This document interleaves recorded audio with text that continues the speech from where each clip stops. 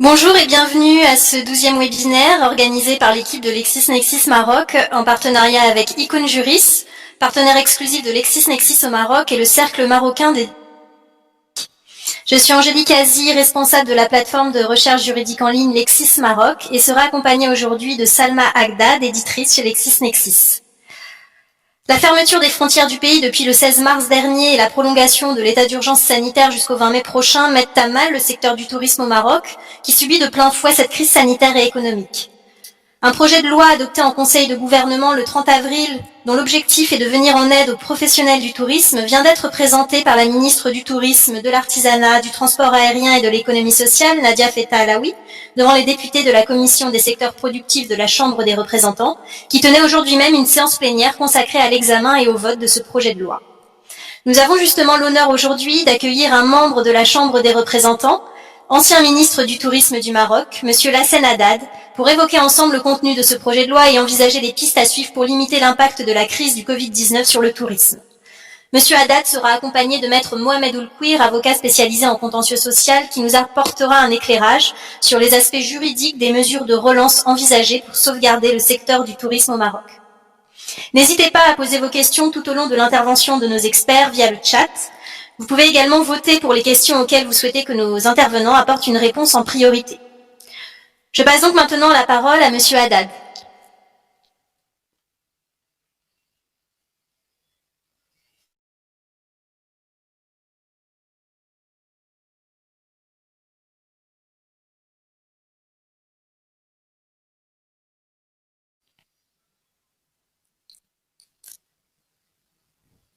Monsieur Haddad.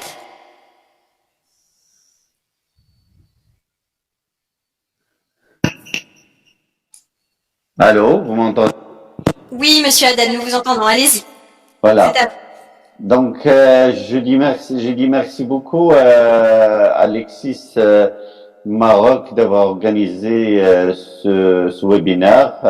C'est très important d'avoir ce genre de débat, surtout en ces moments. Et puis, d'autant plus que la technologie le permet et permet une interaction avec des personnes qui peuvent se trouver dans des localités loin l'une des autres. Alors, je suis ravi de pouvoir parler d'un secteur qui m'est très cher. C'est un secteur que je connais très bien en étant ministre pendant 5 ans et ayant accompagné les...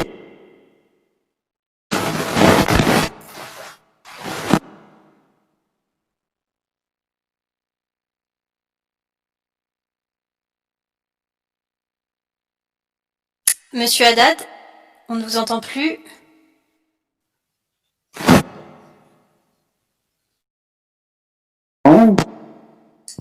Monsieur Haddad? Oui. Oui, c'est bon, on vous entend. Allez-y. Oui, je suis là. On a une petite coupure, allez-y. Donc, j'ai dit que c'est un secteur qui a...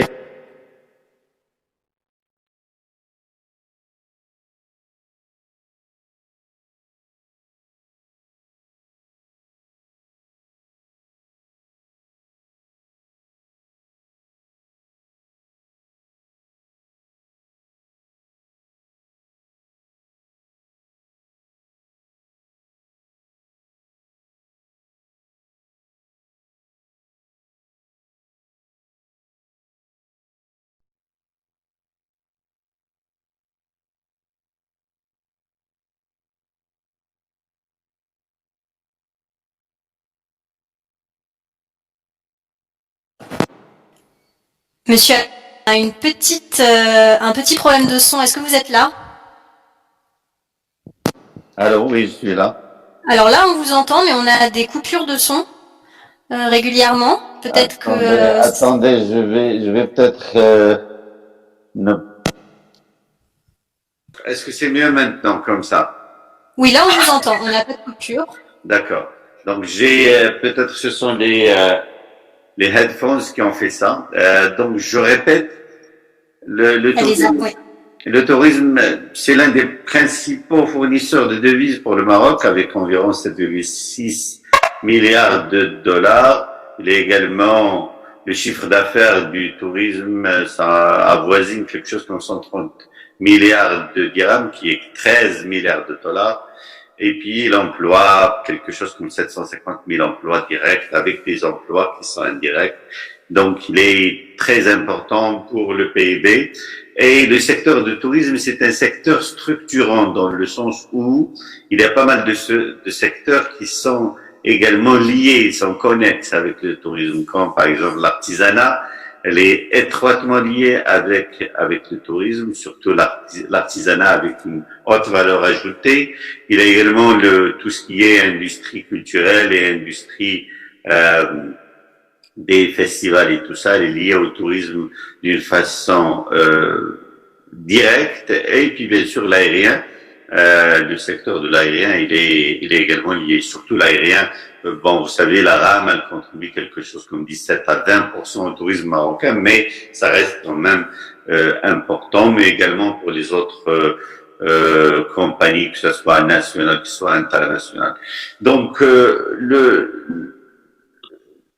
en raison des réglementations en matière de confinement et de distanciation sociale, des fermetures de l'industrie, etc., toute l'industrie maintenant est en mode d'arrêt complet.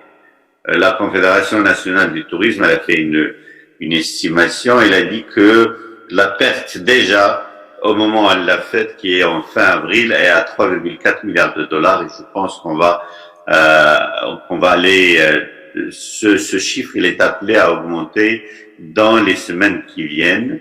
Juste là, l'industrie hôtelière, elle a perdu quelque chose comme 1,5 milliard de dollars sur la base d'une perte totale de 11,6 millions de nuitées. Donc c'est énorme c'est-à-dire c'est énorme les pertes. Et les prévisions, le problème avec le tourisme maintenant, c'est les prévisions de retour à la normale. Si on va revenir à une certaine normale, le retour, ça ne sera pas fait avant 2 ans à 3 ans. Donc, si le gouvernement intervient et évite et aide les entreprises en difficulté, peut-être quelque chose comme 2 ans sera suffisante pour revenir à une certaine normalité. Si le gouvernement n'intervient pas, on va passer quelque chose comme 3 ans de difficulté, une période de récupération qui va s'étendre sur 3 ans et avec une perte de peut-être quelque chose comme 140 à 150 milliards de dirhams, qui est 14 ou 15 milliards de dollars sur l'espace de 3 ans. Donc c'est un choix énorme pour le gouvernement à faire dans ce sens-là. Alors, quelles mesures les mesures importantes qui me semblent qui sont très importantes pour sauver le secteur. Moi, je pense que la première des choses, c'est tout ce qui est charge, que ce soit charge patronale pour tout ce qui est couverture sociale ou les charges fiscales, il faut les reporter pour un certain moment jusqu'à la fin de l'année. C'est pas suffisant ce qui a été fait pour l'économie en général, c'est-à-dire les reports jusqu'à juin, parce que il y a un problème de liquidité chez toutes les compagnies et toute l'industrie. La deuxième des choses, il faut revoir les crédits, il faut reporter les crédits et il faut que l'État intervienne pour que ce report-là ne soit pas traduit en hausse d'intérêt, parce que c'est un recalcul, si vous voulez, de tableau d'amortissement, c'est ce qui est fait. Mais maintenant, l'État a accepté d'intervenir pour amortir, c'est-à-dire pour prendre en charge les intérêts. Je pense que pour le tourisme, il faut le faire, mais il faut le faire sur une période peut-être d'1 année pour sauver le secteur. Je pense que la troisième des choses, c'est qu'il faut injecter de la liquidité dans le marché. Ce qu'il faut faire, c'est de donner des prêts, des crédits bancaires sur une période bien étalée, au-delà de 3 ans, 4 ans ou 5 ans. Moi, je pense 5 ans, avec zéro intérêt et avec un différé d'1 année pour vraiment donné la liquidité aux entreprises touristiques pour pouvoir payer les charges durant les mois qui viennent, durant la prochaine année, l'année prochaine, comme ça elles peuvent se préparer pour la reprise. Mais tout cela également, c'est-à-dire la reprise, dépend des marchés qui sont émetteurs.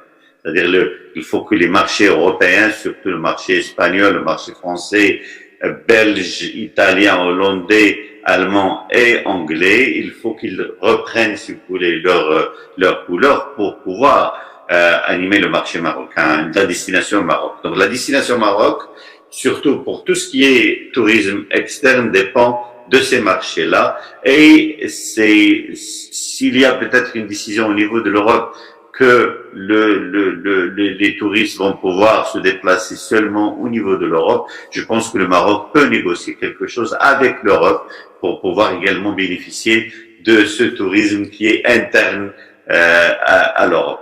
Je pense également que parmi les choses et parmi les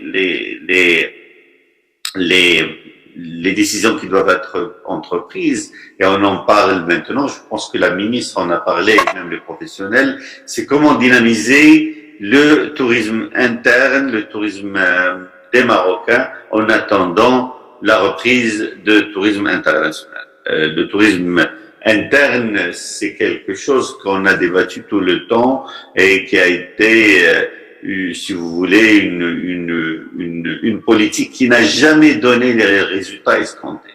Le tourisme interne, il contribue à quelque chose comme 35 milliards de dirhams au tourisme marocain, c'est 3,5 milliards de dollars. Les Marocains vont plus à Marrakech et à Agadir, des fois ils sont les premiers, des fois ce sont les Français qui sont les premiers comme touristes. C'est une haute valeur ajoutée parce que c'est une classe moyenne à un pouvoir assez important qui voyage vers toutes ces destinations. Mais malgré ça, il y a une certaine... la plupart des hôtels, la plupart des hôteliers préfèrent le tourisme externe. En général, ça c'est pas... Mais en général, s'il y a un choix à faire entre les touristes nationaux et internationaux, les hôtels préfèrent, c'est pas parce qu'ils sont étrangers, les autres sont marocains, mais parce que il y a un travail à faire sur toute l'année. Par exemple, vous avez un Théo qui vient et qui fait, si vous voulez, une réservation sur une vingtaine de chambres, une trentaine de chambres, une quarantaine de chambres, même si le prix, il est beaucoup moins que ce que peut payer le Marocain, les hôteliers préfèrent ça parce que ça leur donne du travail toute l'année, alors que les Marocains ne peuvent voyager que durant les vacances. Et la destination Marrakech, en été, souffre, c'est-à-dire parce qu'il n'y a pas beaucoup de Marocains qui vont à Marrakech, donc ce sont seulement les vacances, et surtout les vacances de l'automne et les vacances du printemps, que les Marocains vont sur Marrakech et sur Agadir. Donc, ce sont ces contraintes-là, c'est une contrainte importante, c'est-à-dire que le mode tour opérateur fait que les hôteliers préfèrent travailler sur l'année tout entière, et malgré le fait que la valeur, par exemple, de la réservation par hôtel, elle est beaucoup moins que ce que peuvent payer les Marocains qui viennent, si vous voulez, individuellement, ils ne viennent pas par le billet de Théo. Donc c'est pour cela qu'on a toujours parlé de besoin d'avoir un Théo national. Mais peut-être c'est un peu dépassé. Ce qu'il faut avoir maintenant, il faut le mettre rapidement. C'est une plateforme de réservation au niveau national. Comme ça, les Marocains peuvent aller sur cette plateforme et faire des réservations avec des prix intéressants. Et à ce moment-là, on peut dynamiser, mais aller chercher, si vous voulez, les relais de croissance sur le tourisme national, c'est beaucoup d'autres secteurs que seulement le secteur de la classe moyenne un peu aisée. Il faut aller vers un peu la classe moyenne, il faut aller vers les jeunes, il faut aller vers des jeunes couples, il faut aller vers les groupes de voyage, etc. Il faut organiser des voyages au niveau du Maroc, il faut revoir toute la structure de Kounouz Biladi. Ça, c'est important, c'est le moment de le faire pour dynamiser, pour donner un coup de fouet au tourisme interne. Moi, je suis de l'avis que le tourisme national, pour être, si vous voulez, à l'abri de tous les aléas des changements qui peuvent se passer ailleurs, il faut qu'il développe d'une façon très stratégique et d'une façon bien réfléchie le tourisme interne, avec une plateforme de réservation, avec une diversification, si vous voulez, des relais, également des des segments qui sont ciblés par par l'effort de marketing. Il faut revoir le Kunuz Biladi, le rendre beaucoup plus animé, beaucoup plus diversifié dans un sens, et essayer de toucher plusieurs villes, essayer de toucher